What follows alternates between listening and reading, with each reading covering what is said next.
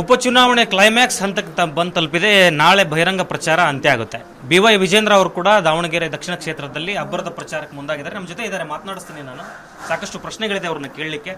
Sir, ಒಂದು ಕಡೆ ಉಪಚುನಾವಣೆ ದೊಡ್ಡ ಪ್ರತಿಷ್ಠೆ, ಒಂದು ಕಡೆ ಕಾಂಗ್ರೆಸ್ಸು ಪ್ರತಿಷ್ಠೆಯಾಗಿ ತಗೊಂಡಿದೆ. ಯಾಕಂತ ಹೇಳಿದರೆ ಗೆಲುವಿನ ನಾಗಲೋಡ್ರ ನೀವು ಹೇಳಿದಂಗೆ ಆಲ್ರೆಡಿ ಅವರು ಉಪಚುನಾವಣೆಗಳನ್ನು ಗೆದ್ದಿದ್ದಾರೆ. ಸಾಕಷ್ಟು ಮೆಜಾರಿಟಿ ಇರುವಂಥ, ಈಗ ಸಾಕಷ್ಟು ಬಲ ಪ್ರದರ್ಶನ ಮಾಡೋ ಮುಖಾಂತರವಾಗಿ ಈ ಎರಡೂ ಕ್ಷೇತ್ರ ಗೆಲ್ಲಬೇಕು ಅಂತ.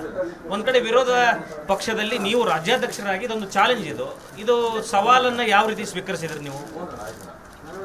ದಾವಣಗೆರೆ ದಕ್ಷಿಣ ಕ್ಷೇತ್ರದ ಉಪಚುನಾವಣೆ ಫಲಿತಾಂಶ ಏನಾಗ್ತದೆ, ಕಾಂಗ್ರೆಸ್ನವರು ಎಷ್ಟು ಭಯಭೀತರಾಗಿದ್ದಾರೆ ಅಂತ ಹೇಳಿದ್ರೆ ಇವತ್ತು ಪತ್ರಿಕೆಗಳಲ್ಲಿ ಬರ್ತಾ ಇರ್ತಕ್ಕಂಥ ಜಾಹೀರಾತನ್ನು ನೋಡಿದ್ರೆ ಗೊತ್ತಾಗುತ್ತೆ. ಏನು ಹೇಳ್ತಾರೆ ಇವರು? ಮುಂದುವರಿಯಲಿದೆ ಗ್ಯಾರಂಟಿ, ಮುಂದುವರಿಯಲಿದೆ ಗ್ಯಾರಂಟಿ, ಮುನ್ನಡೆಯಲಿದೆ ದಾವಣಗೆರೆ ಅನ್ನುವ ಜಾಹೀರಾತನ್ನು ನೀಡಿದ್ದಾರೆ. ನಾನಿವತ್ತು ಹೇಳ್ತಾ ಇದ್ದೇನೆ, ಚುನಾವಣಾ ಮತ ಎಣಿಕೆ ಆದಮೇಲೆ ನಿಮಗೆ ಗೊತ್ತಾಗ್ತದೆ. ಮುಗ್ಗರಿಸಲಿದೆ ಕಾಂಗ್ರೆಸ್, ಮುನ್ನಡೆಯಲಿದೆ BJP. ನಾನು ಹೇಳ್ತಕ್ಕಂಥದ್ದು 100ಕ್ಕೆ 100ರಷ್ಟು ಸತ್ಯ ಇದೆ. ಈ ಕ್ಷೇತ್ರದ ಮತದಾರರು ಜಾಗೃತರಾಗಿದ್ದಾರೆ, ಭಾಳ ಎಚ್ಚರಿಕೆಯಿಂದ ಇದ್ದಾರೆ. ಈ ನಾಲಾಯಕ ಕಾಂಗ್ರೆಸ್ ಸರ್ಕಾರವನ್ನು ಬೆಂಬಲಿಸುವುದೇನೆ ಆಡಳಿತ ವಿರೋಧಿ ಅಲ್ಲ. ನಾನೇನು ಇವತ್ತು ಕ್ಷೇತ್ರದಲ್ಲಿ ನೋಡ್ತಾ ಇದ್ದೇನೆ.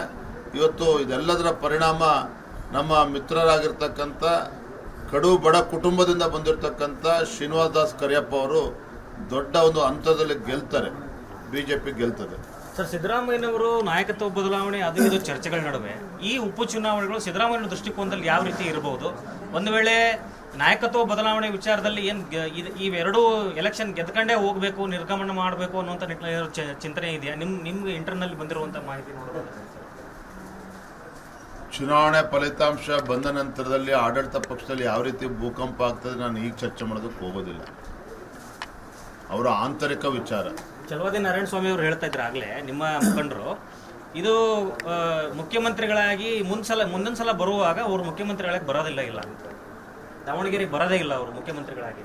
ಇರ್ರೆಸ್ಪೆಕ್ಟಿವ್ ಆಫ್ ಔಟ್ಕಮ್, ಉಪಚುನಾವಣೆ ಫಲಿತಾಂಶ ಏನೇ ಆದರೂ ಸಹ ಮುಖ್ಯಮಂತ್ರಿಗಳು ರಾಜೀನಾಮೆ ಕೊಡೋದು ಶತಸಿದ್ಧ. ಆದರೂ ಗೆಲ್ಲೋ ಪ್ರಶ್ನೆ ಬರೋದಿಲ್ಲ ರೀ.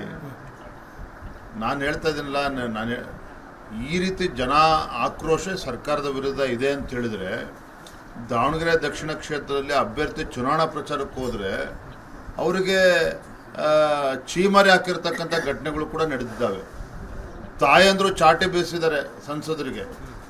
ಈ ರೀತಿ ಅಂದರೆ ಸರ್ಕಾರ ಬಂದು 2.5 ವರ್ಷದಲ್ಲಿ ಈ ರೀತಿ ಒಂದು ಆಡಳಿತ ಪಕ್ಷದ ವಿರೋಧಿ ಅಲೆ ಖಂಡಿತ ನಾವು ನೋಡಿರಲಿಲ್ಲ. ಆ ರೀತಿ ವಿರೋಧಿ ಅಲೆ ನಾವು ನೋಡ್ತಾ ಇದ್ದೇವೆ.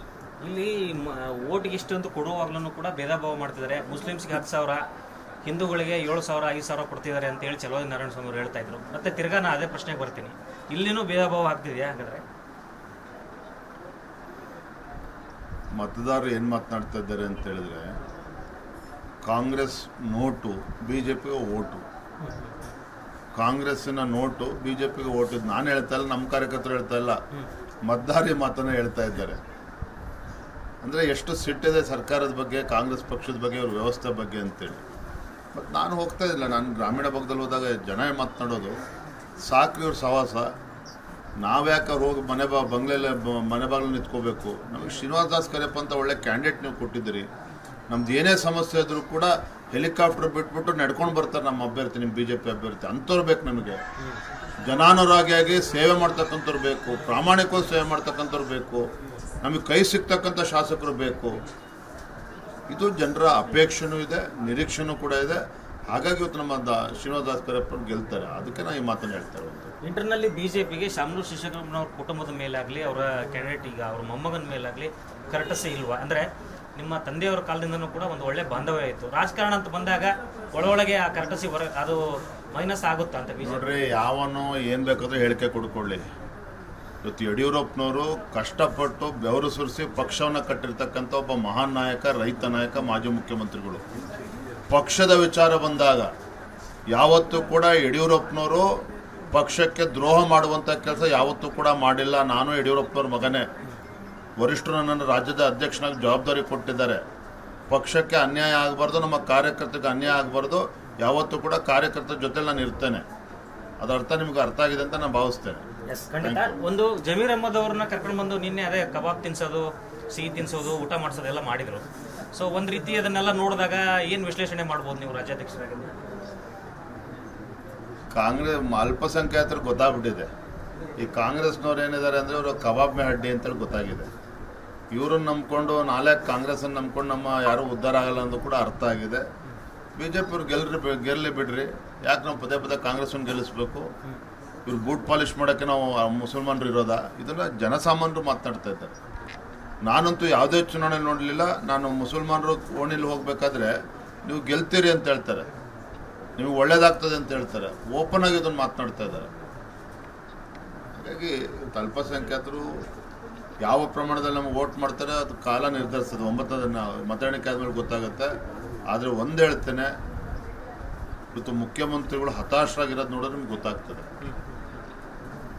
ನಾನಂತೂ ಕಳೆದ ಒಂದು 4-5 ದಿನದಲ್ಲಿ ನಾನು ಓಡಾಡಿದ್ದೀನಲ್ಲ, ಯಾವುದೇ ಒಬ್ಬ ಕಾರ್ಯಕರ್ತ ಅಥವಾ ಯಾವುದೇ ಒಬ್ಬ ಮತದಾರ BJP ಕಷ್ಟ ಇದೆ ಅಂತೇಳಿ ಒಬ್ಬನು ಕೂಡ ಹೇಳಿಲ್ಲ. ನನಗೆ ಒಬ್ಬನು ಕೂಡ ಹೇಳಿಲ್ಲ. ಅಷ್ಟೊಂದು ವಿಶ್ವಾಸದಲ್ಲಿದ್ದಾರೆ ಅಂದರೆ ಕೇವಲ ವಿಶ್ವಾಸ ಅಲ್ಲ, ಆ ರೀತಿ ತಳಹಂತದಲ್ಲಿ ನಮ್ಮ ಕಾರ್ಯಕರ್ತರು ಪರಿಶ್ರಮವನ್ನು ಹಾಕ್ತಾ ಇದ್ದಾರೆ. ನಮ್ಮ ಜಿಲ್ಲೆಯ ಎಲ್ಲ ಮುಖಂಡರುಗಳು ಒಗ್ಗಟ್ಟು ಪ್ರದರ್ಶನವನ್ನು ಮಾಡಿ ಕಾರ್ಯಕರ್ತರಿಗೊಂದು ಪ್ರೇರಣೆ ನೀಡಿದ್ದಾರೆ.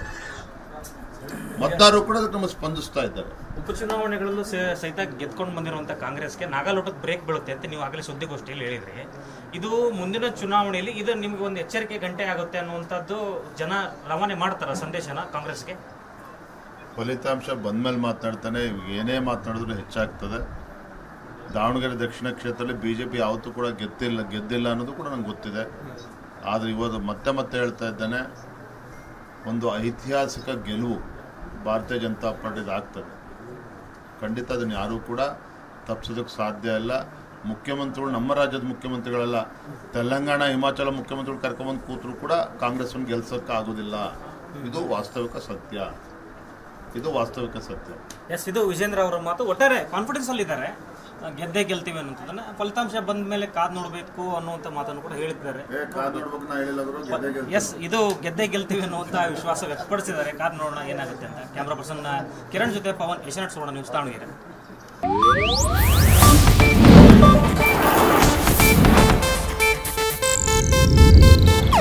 ಇದು ಏಷ್ಯಾನೆಟ್ ನ್ಯೂಸ್ ನೆಟ್ವರ್ಕ್ ಪ್ರಸ್ತುತಿ.